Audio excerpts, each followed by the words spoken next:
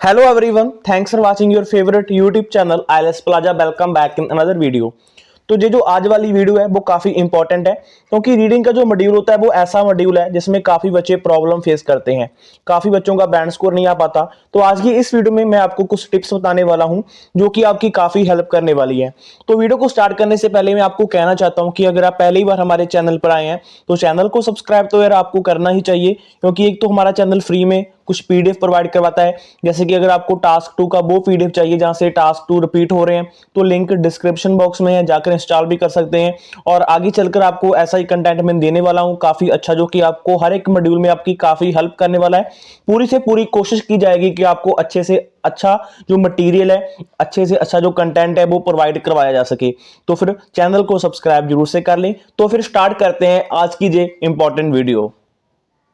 ये जो आपकी पहली रीडिंग की टिप है और सेकंड रीडिंग की टिप है, ये देखने को तो काफी सिंपल सी लगती हैं, बट इसकी इंपॉर्टेंस काफी ज्यादा है। जो बच्चा इस रीडिंग की टिप को अपनाता है उसका बैंड स्कोर काफी अच्छा आता है।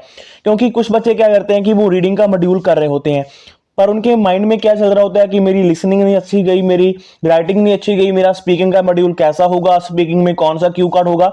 मतलब कि उनका जो फोकस है वो रीडिंग के पैसेज पर होता ही नहीं है, वो इधर उधर सोच रहे होते हैं। और जब वो रीडिंग कर रहे होते हैं वो अच्छे तरीके से पैसेज को अच्छे तरीके से पढ़ते नहीं, पैसेज को अंडरस्टैंड करने की वो ट्राई नहीं करते। अगर आप पहली और सेकंड टिप को अपनाएंगे आपको काफी हेल्प हो सकती है रीडिंग में अच्छा बैंड स्कोर लेने के लिए।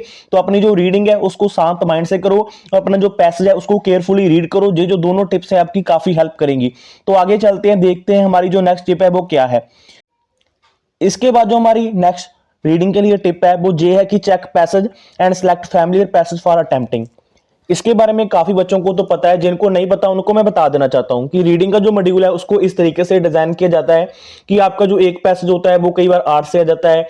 मतलब कि कुछ बच्चों ने अपनी जो 12th होती है वो आर्ट से की होती है, कुछ ने कॉमर्स से की होती है, कुछ ने साइंस से की होती है। तो इस प्रकार से आपका रीडिंग के पैसेज भी आते हैं।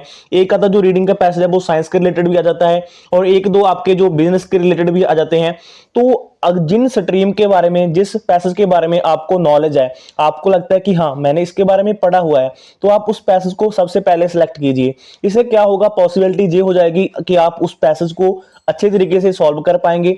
उसमें आपका स्कोर भी काफी अच्छा आ सकता है क्योंकि उसके बारे में आपको पता है। एग्जाम्पल देकर आपको समझाना चाहूं, जैसे कि अगर आपको कोई कंसेप्ट आ जाता है, पैसेज आ जाता है साइंस के रिलेटेड, और अगर बच्चा आर्ट्स वाला बच्चा उस साइंस के पैसेज को करने लगा तो उसको प्रॉब्लम थोड़ी सी आएगी। उसके लिए बेटर ये है कि वो लास्ट में उस पैसेज को करे, क्योंकि उस पैसेज में आपको हो सकता है कि न्यूट्रॉन इलेक्ट्रॉन जैसी टर्म हो, उसको उसके बारे में बहुत ही जो आर्ट्स के बच्चे होते हैं उनको कम पता होता है। बट इसके बारे में पता होता है जिन जिन बच्चों ने 12th अपनी जो ग्रेजुएशन है वो साइंस से की है। तो इस चीज का आपने ध्यान रखना है। अपना जो पैसेज जिसके साथ आप फैमिली है उसको सबसे पहले आपने अटेम्प्ट करना है। ये टिप आपकी काफी हेल्प कर सकती है। तो नेक्स्ट जो टिप है वो हमारी है attempt your strong type of question firstly. जैसे कुछ बच्चों को ट्रू फॉल्स नॉट गिवन काफी इजी लगती है, कुछ बच्चों को ब्लैंक्स काफी इजी लगती है। ये ट्रिक आप अपनाना चाहें तो आप अपना सकते हैं। इससे भी पॉसिबिलिटी ये बन जाती है कि आपका बैंड स्कोर अच्छा आ सकता है, क्योंकि जो चीज आपको इजी लगती है उसका आपको पता होता है कि मेरे 90% जो आंसर है वो सही जाएंगे। तो इससे एक तो आपका जो कॉन्फिडेंस है वो भी बिल्ड हो जाता है स्टार्टिंग में, और उसके बाद आप जो डिफिकल्ट टाइप भी होती हैं उसको भी आप इजीली कर पाएंगे इस ट्रिक को अपनाकर। ठीक है, हमारी जो नेक्स्ट टिप है वो हम देख लेते हैं अंडरलाइन द मेन वर्ड्स। जैसे कि एक जो आपका क्वेश्चन होता है उसमें आपको बताया होता है कुछ राइटर का नेम होता है, कुछ पर्सन का नेम होता है, कोई जगह का नाम होता है, किसी डेट का नाम होता है। तो ऐसी चीज को आपने ध्यान में रखना है और उसी चीज को आपने पैसेज में ढूंढना है। काफी बच्चों को इसके बारे में पता होता है बट कुछ बच्चे इसके बारे में जानते ही नहीं है। उस चीज को आपने अंडरलाइन करना है, उस चीज को आपने उसके बाद जो पैसेज में ढूंढना है। ये जो चीज होती है कई बार सीधी ही पैसेज में पड़ी होती है। उसके बाद सिमिलर टिप इसके रिलेटेड है कि आपने जो कीवर्ड भी सिलेक्ट करने हैं।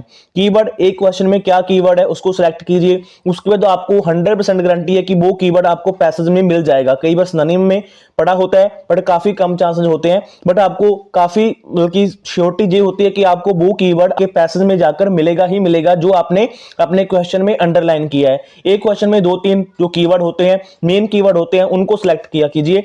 ये भी आपकी काफी हेल्प कर सकता है। तो आगे चलते हैं, जो हमारी नेक्स्ट टिप है, ये बच्चे काफी गलती कर देते हैं। Don't try to understand every word meaning. ठीक है, बच्चा ये सोचता है कि अगर मैं आइल्स का जो रीडिंग का मॉड्यूल कर रहा हूं तो मुझे रीडिंग के एक एक वर्ड का मीनिंग पता होना चाहिए। ये पॉसिबल नहीं है। जिन बच्चों ने जो रीडिंग में 9 बैंड भी लिए हैं, अगर आप उनसे भी जाकर पूछेंगे कि आपको रीडिंग का क्या एक एक वर्ड आता था, उसका मीनिंग आपको पता होता था, तो वो कहेंगे कि नहीं, ऐसा नहीं होता है। अगर आप 40-50% भी मतलब कि पैसेज को समझ लेते हैं, तब भी आप पॉसिबल है 7 बैंड स्कोर करने के लिए। कोई ज्यादा बड़ी बात नहीं होती है। जो वर्ड आपको डिफिकल्ट लगते हैं उसको छोड़ दो, उसको आपने अज्यूम करना है कि इसका मीनिंग क्या हो सकता है, उसका मीनिंग आपने इधर उधर से पूछना नहीं है कि इसका मीनिंग क्या होगा। हाँ, वो बात अलग है कि आप अपने टीचर से जरूर पूछ लिया करें कि इसका मीनिंग क्या है, ठीक है। मतलब कि ऐसा नहीं आपने उसी पर अड़कर नहीं बैठ जाना कि इसका मीनिंग मुझे पता चलेगा उसके बाद मैं रीडिंग सॉल्व करूंगा, ऐसा नहीं होता है। जो डिफिकल्ट वर्ड होता है उसको छोड़ो और आगे निकल जाओ। तो नेक्स्ट टिप की ओर बढ़ते हैं, वो है select answer in one time. तो इसमें भी काफी गलती होती है। मान लीजिए कि आपने एक क्वेश्चन को पढ़ा, उसके बाद आप जब पैसेज पर आंसर ढूंढने को जाते हैं तो बच्चे बार बार आंसर को ढूंढने लगते हैं, और जब आप ऐसा करते हैं तो मोस्ट ऑफ द टाइम क्या होता है कि आपका जो आंसर है वो गलत ही जाता है। तो आपने क्या करना है, आपने सबसे पहले तो अपना क्वेश्चन को पढ़ लेना है, उसके बाद जब आपने आंसर को ढूंढना है तो पहली बार जब आप आंसर को ढूंढने जाएंगे तो उस टाइम पर आपने पूरा केयरफुल रहना है, और उस टाइम पर आपको जो भी आंसर मिला उसको ही आपने लगाना है। ये टिप भी आपकी काफी हेल्प कर सकती है। तो आगे चलते हैं। ये टिप है हमारी, spend just 17 to 18 minutes on one passage. आपने इतना मतलब कि आपने इतने ही मिनट अपने एक पैसेज को देने हैं। इसके साथ क्या होगा कि आपकी एक तो हैबिट बन जाएगी एक पैसेज को कम टाइम में करने की, ठीक है।